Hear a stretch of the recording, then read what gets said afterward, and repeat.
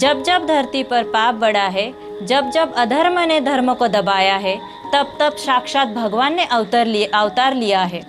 और आज हम बात कर रहे हैं उस अवतार की जिसने मथुरा के जल में जन्म लिया। अंधकार के बीच एक दिव्य प्रकाश बनकर हम बात कर रहे हैं भगवान विष्णु के 8वें अवतार की, यानी कि भगवान श्री कृष्ण जन्मोत्सव। आइए इस दिव्य कथा को एक बार फिर श्रद्धा और भाव से सुने।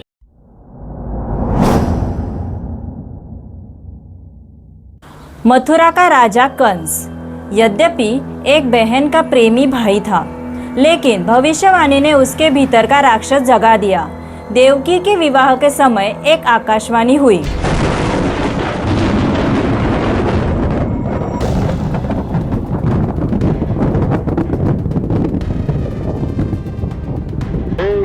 कंस, कौन है हमें इस प्रकार संबोधन करने वाला?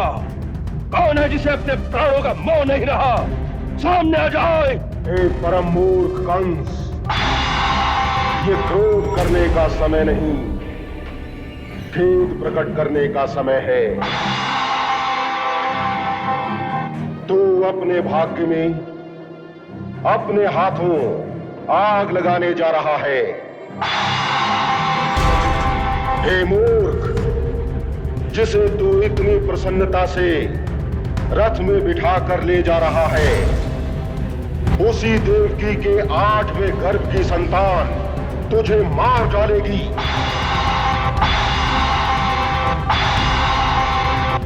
इसका 8वां गर्भ तेरा कान होगा,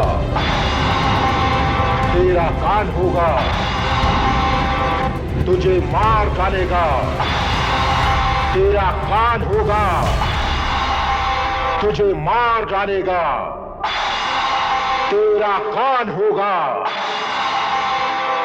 बस फिर क्या था, कंस ने देवकी और उसके पति वासुदेव को कारागृह में डाल दिया और जैसे ही देवकी को संतान होती वह निर्दयता से उसे मार डालता। एक एक करके उसने 7 नवजात शिशुओं की हत्या कर दी। लेकिन 8वां पुत्र वह कोई सामान्य बालक नहीं था, वह स्वयं नारायण थे जो अधर्म के नाश के लिए इस धरती पर अवतारित हो रहे थे। रात का समय था, सावन मास, कृष्ण पक्ष, अष्टमी की रात्रि। चारों ओर अंधकार, घनघोर वर्षा। जेल की कोठरी में केवल वासुदेव और देवकी। तभी एक दिव्य प्रकाश फैला और श्री कृष्ण ने जन्म लिया। उस क्षण जेल के ताले अपने आप खुल गए, पहरेदार निद्रित हो गए और वासुदेव के बंधन टूट गए। वासुदेव समझ गए यह कोई साधारण घटना नहीं है। उन्होंने बाल स्वरूप भगवान को एक टोकरी में रखा और चल पड़े यमुना पार कर गोकुल की ओर। रास्ते में तूफान और भारी वर्षा हो रही थी। शेषनाग ने टोकरी पर अपनी छाया कर दी। यमुना नदी उफान पर थी, पर जैसे ही श्री कृष्ण का पैर जल को छूता, जल शांत हो जाता। आकाश से पुष्प वर्षा होने लगी। वासुदेव गोकुल पहुँचे। यशोदा नंद बाबा के यहाँ जन्मे शिशु से कृष्ण को बदल लाए और बिना किसी को बताए वापस जेल लौट आए। वाह रे कंस तेरा कारागार, जहाँ स्वयं हरि लिए अवतार। अगले दिन गोकुल में उत्सव छा गया। नगाड़े बजे, बधाइयाँ गूंजी और पूरा गांव झूम उठा, क्योंकि जन्मा था वो बालक जो माखन चुराएगा, रास रचाएगा और एक दिन धर्म की पुनः स्थापना करेगा। यशोदा मैया तो बस मोह में बंधी थी। उन्हें यह ज्ञात ही नहीं था कि यह बालक कोई और नहीं, स्वयं साक्षात विष्णु है।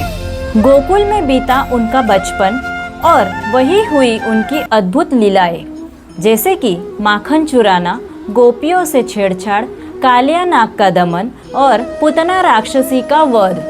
हर घटना में एक गूढ़ रहस्य छिपा था। वे बालक होकर भी जगत के स्वामी थे। राधा रानी संग उनका दिव्य प्रेम भक्ति का सर्वोच्च उदाहरण बना।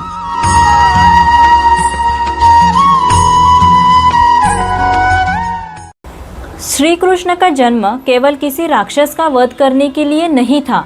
उनका जीवन हमें यह सिखाने आया कि कैसे प्रेम में भी नीति होती है, कैसे युद्ध में भी धर्म होता है और कैसे जीवन का हर पल एक लीला बन सकता है यदि दृष्टि श्री कृष्ण की हो। फिर वे द्वारका नगरी के राजा बने और जब महाभारत का समय आया तो वे अर्जुन के सारथी बने।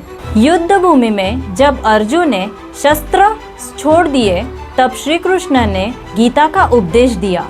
कर्मण्येवाधिकारस्ते मा फलेषु कदाचन मा कर्मफल हेतुर्भूर्मा ते संगोस्तव कर्माणि।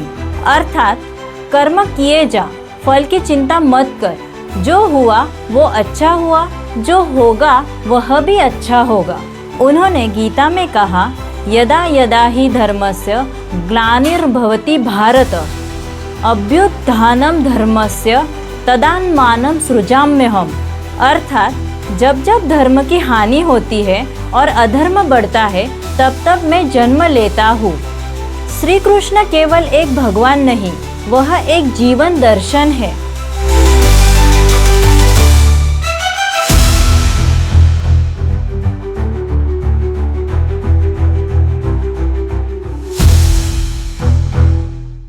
आज के समय में जब हम जन्माष्टमी मनाते हैं तो वह केवल एक पर्व नहीं, वह हमें हमारे भीतर छुपे कंस और कृष्णा दोनों को पहचानने का अवसर देता है। कंस यानी के जो भय, क्रोध, मोह और लालच का प्रतीक है, और कृष्ण जो प्रेम, शांति, नीति और धर्म के प्रतिनिधि है। तो आज प्रश्न ये नहीं कि श्री कृष्ण कब जन्मे, प्रश्न ये है क्या आज हमारे हृदय में भी उनका जन्म हुआ। श्री कृष्ण केवल कथा नहीं है, वे हर युग का उत्तर है। जब मन उलझे, जब धर्म डगमगाए तो बस एक बार गीता के श्लोक सुनो और श्री कृष्ण की मुस्कान याद करो। जय श्री कृष्ण। अगर आपको ये कहानी पसंद आई हो तो इस वीडियो को लाइक करो, कमेंट में लाडे लाडे लिखो और चैनल को सब्सक्राइब करो। हाथी घोड़ा पाल की जय कन्हैया लाल की। हाथी घोड़ा पाल की जय कन्हैया लाल की।